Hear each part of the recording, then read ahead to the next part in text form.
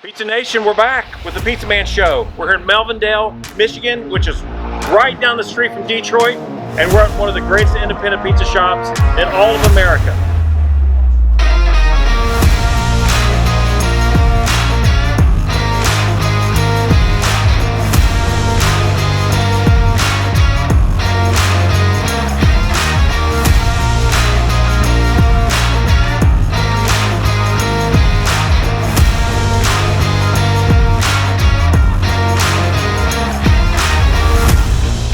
Pizza Nation, we're back with Fredi Bello, owner of Fredi the Pizza Man.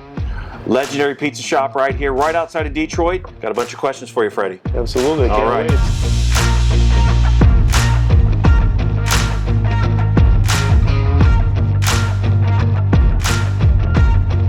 Your history. How'd you get in the pizza business? Well, that's a long question, so I gotta keep it as short as possible. But 1976, the story goes, I was a 6-year-old boy, and my dad he came here from Italy in '67. His dream was to open a pizzeria. He worked at Chrysler, and every Sunday we'd go to church, and he would drive around and look for a place. And apparently, I pointed at a building, and that's the pizzeria my dad opened up in 1976. At what age did you decide to open up your own pizza shop? And was that right here, your first pizza shop? No, this is not my first pizzeria. I knew at an early age. I knew probably 14 years old. I knew I was going to get in the pizzeria business. You know, I knew it. When I bought my first pizzeria when I was 21 years old. My dad had 2 pizzerias at the time, and I said, Dad, listen. You don't want them both anymore. The siblings don't want to get into it. Let me buy one of them. My dad wasn't going to give me the pizzeria. He's like, you want it. He's like, you're going to buy it fair and square like everybody else, or you know. So that's how it happened. 21 years old, I bought it. But you know, that pizzeria was completely different than what I have here. Yeah, I was going to ask you. I know this is a unique setup we're going to talk about. Yeah. What was it like there with numerous employees? It was set up like my dad's pizzeria. The way he had it. You open up at 3 o'clock.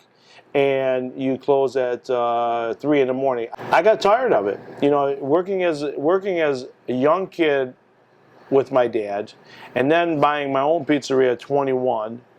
You know, you miss a little bit of your childhood. You're 21 years old. You miss a little bit of that time. I didn't go to college, so you miss those times. 33 years old, I woke up one day. I said, what am I doing? This sucks. This sucks. And I decided to sell it. 2 months I had an offer, and it was sold. And I remember 2 months later, I got depressed. Not even 2 months. I was depressed. I'm like, what did I do? This is all I've done all my life, and I sell it. And I'm like, what am I doing? So that's how I ended up finding this place a year later. And I said, if I ever open a pizzeria, I'm going to build it around me, build it around my life first. That way, the business doesn't control my life. The life controls my business. That's how I love it. I love that. I did it. What's Melvindale like? I know we're real close to downtown Detroit. Yeah, Detroit surrounds everything around here. Melvindale is a very small city. It's a working class city. It's maybe 3,000 people. But the real reason why I came here was I wanted to open for lunch. My other pizzeria where I was open, you couldn't do lunch because it was all residential. Well, residential people are at work. Here it's all industrial. So people from all over the states of Michigan, Ohio, Indiana, Pennsylvania, they came here to work during the day. Ford Motor Company. It ain't just Ford Motor Company, it's other places with Ford Motor, you know. So that's why I came here, so lunch would work good here. So that's how I ended up here in Melvindale. And the city supports me as well, too. But I close at 5 o'clock. Do you take phone calls for pizzas? No, I don't take phone calls. Can you do an online order? No online. Do you do coupons? I don't have a menus here. Do you deliver? I don't deliver. They ask me for menus, and I say, well, you don't need a menu here. Because no menus? There's no reason for a menu. I don't have a phone. So you're going to walk in and pull a ticket. You're going to stand there. There's the menu. So here we are in Detroit, or right outside of Detroit. And Detroit's got the unique style, that Detroit-style pizza, rectangular or square.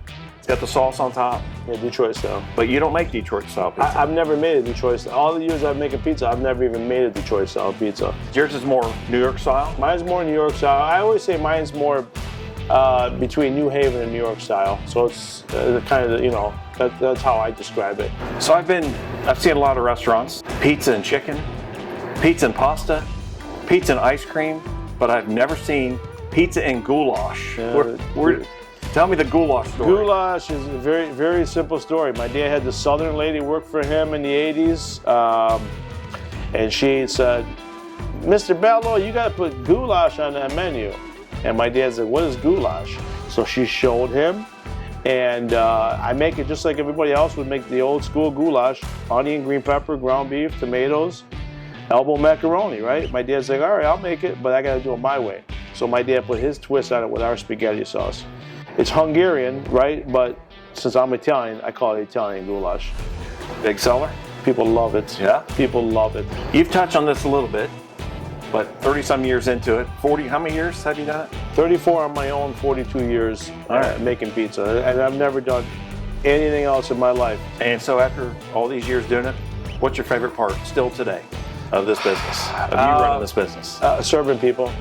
Serving people. That's my favorite part. I mean, making pizza, making the dough would be the obvious part. But there's work involved when it comes to that. You know, and I still love to work. But there's to me, serving people, there's no work involved. It's all passion. We travel all the way here to Michigan. I love talking about the history of your pizza shop because I'm a pizza guy, you're a pizza guy. But we got to talk about your foundation, Fredi the Pizza Man Foundation. How did that start, and where are we at today with that? Well, it started probably about 2016, and I learned about sensory rooms in schools. Sensory room is basically a child with special needs. They go in there and you'll find a ball pit in there, you'll find swings, and you'll find fidgets. You know, these kids will be in class, the children with special needs. I have a son with autism. He's having a bad moment, or she's having a bad moment, you know. Noises, lights, too much for them. They go to the sensory room. Sensory room is, some would look at it as it's a playground for kids. But, you know, for kids with special needs, they need that few moments to decompress and get down, you know, kind of from here to here, you know. And we have those moments with my son sometimes at home. You know, it's just too much noise, too much light, and it's just too much for him, you know. And when you're in school, what do? So these kids, they go to the sensory room, right? And when I learned about them, I said, you know what? I want to do more. I have a son with special needs. I've always been that guy because I'm in the restaurant business. I wanted to help others, but I never wanted to do anything unless it touched my heart. That's how it started. I just started a little small golf outing, and then every year it just got bigger and bigger, and it started growing. And what our foundation does is the school will contact me. We don't write checks. We buy the equipment for the classroom, and they set it up. Sometimes we'll go there and set it up. But at the end of 2023, we are up to 82 schools in the state of Michigan, over $130,000 donated in equipment. We've done 2 major arenas: Ford Field, where the Detroit Lions play. And I saw that on the Jumbotron at Ford Field. Sensory room. They were promoting the sensory room. They promote the sensory room there. So and that was from your foundation? That was from my foundation. We did Michigan State University as well too, the basketball arena. We did a sensory room there as well too. The pizzeria stands on its own. Fredi the Pizza Man. My foundation is Fredi the Pizza Man Foundation, but they stand alone. Okay. I don't do anything with the pizzeria. I don't do anything where come buy a pizza and so much. I don't do any of that stuff. How big of a demand is there for the sensory rooms? Are people coming to your foundation on a regular basis? Schools around the state? Oh, I get emails all the time from schools. Schools are. I probably have 10 more on the list right now that I'll be working with in the next few months. So thank you again for doing the foundation. What could everyone watching the show, what could we do to help Fredi the Pizza Man Foundation? Well, the people who are watching the show, if you go to my website, FrediThePizzaMan.com, donations make all this happen. You donate $1, you donate whatever you want. That's how it all happens. All the donations that are there, it's 501c3. The money goes right to the schools or even the arenas. Donations make it happen. So thank you for all that work you do with that. Thank you. Okay, so we, of course, in this interview, have to talk about a huge thing that happened here. Dave Portnoy from Barstool Sports shows up, and he does a one-bite pizza review right up there. Yeah. You didn't know he was coming. Just what day of the week was it? A Saturday. Just a normal Saturday going on. It was just like this, rainy. You cold, just opened, I think. Just open. And he eats your pizza and stands right out there and says 8.7. And it is the best pizza in Detroit, hands down. Best pizza in Detroit, hands down. I honestly didn't know what 8.7 really meant, because I watched a few videos, but I really didn't comprehend what 8.7 meant. The few people that were in here screamed. I'm like, then they told me. I knew the customer base I had, that if he came here, it would disrupt all that. I didn't say I didn't want him to come here, and he just showed up, and he changed my life. He really, I mean, there's no other way around it. He changed my life. I was doing well. I was happy. Yeah, but before that, Fredi the Pizza Man. Oh yeah, great business, great clientele. The foundation. Yeah, foundation, family. He said it in the video. This guy closed at 5 o'clock. He's got the Ford business here. I was doing fine. I was happy. The 9-minute video he put out, which ironically went out on National Pizza Day. So he was here 2 weeks. I think a lot of his videos he posts them the next day. Mine went out 2 weeks later. And I come into work the next day, and I'll never forget this. One of the first phone calls I got was from Dan Miller, Lions TV, radio voice for the Detroit Lions. 6 in the morning, he was the first phone call I got. He's like, Fox 2 wants to do a story. I go, Dan, not today. Can we wait a couple days? I don't know what to expect when I get there. No, they want to do a story. It's National Pizza Day. So I get here, 100 people already in line. Every newscast was parked out there. 4 radio stations were parked out there. All the newspapers were out there. I was the lead story of the 5 o'clock 2 newscasts. Because of that review. Because of that review. The craziest thing, he never told me that he was putting my foundation in that video. He never told me. The minute that video went out, my phone ding, ding, ding, ding, ding, ding for 3 days straight. I had 4,000 or 5,000 direct messages, emails. My foundation, the website was people donating from all over the world. $30,000 in donations in a day and a half. Wow, that's awesome. That's great that the foundation got so many donations right after that. That's what the video did, and for the first 5 months, the lines went 2 blocks deep every day. I don't care if it was snowing. I don't care if it was hailing. I'm so grateful. The Barstool videos, the pull. When I see some of these other videos, when he posts them, and I see the score they get. Oh yeah, your life's gonna change. Okay, I'm gonna finish up with some rapid fire questions. Yeah, absolutely, buddy. All right. Do you have anchovies on your menu?